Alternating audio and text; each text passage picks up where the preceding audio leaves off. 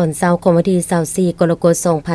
2026อยู่ห้องประชุมชั้น3สำนักงานปกครองเมืองเวียงทองแขวงบุรีรัมย์ไซสร้างผ่านระบบเก่าเมืองได้จัดกองประชุมเผยแพร่ผลสำเร็จของกองประชุมใหญ่ผู้แทนนักคบเก่าและเปิดกระบวนการแข่งขัน6คักษาโดยเป็นเกียรติของร่วมของท่านพันโทพรคำพิมมาจันทร์คณะบริหารงานสาพันธ์นักคบเก่าแขวงประธานสาพันธ์นักคบเก่าเมืองมีคณะบริหารงานนักคบเก่าประธานนักคบเก่าจากข้างฐานหน่วยและพนักงานเข้าร่วม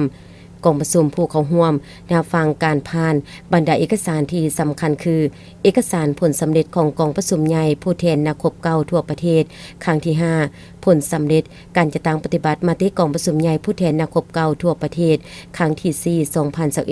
2021-2025ผ่านที่ทางแผนเวียกจุดซุมแต่ละด้านและมาตรการจะตั้งปฏิบัติใน5ปีต่อหน้า2026-2030บทแนะนำของประธานกฎกาเลขที่36ทับโคโกโซโนหอโลลงมาที่13มีนา2026ผ่านบทสรุปผลสำเร็จกองประชุมใหญ่ผู้แทนนักคบเก่าทั่วประเทศเลขที่17ทับโซโนหอโลลงวันที่17กุมภาพันธ์2026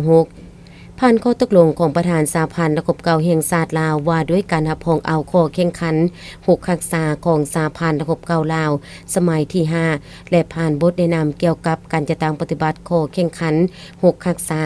กองประชุมแต่ละหน่วยได้จับมือแข่งขันกันและพร้อมกันรับเอาเนื้อในจิตใจของบรรดาเอกสารเพื่อนำไปจัดตั้งปฏิบัติเผยแพร่เสริมซึมจูหักฐานและหน่วยให้ปรากฏผลเป็นจริง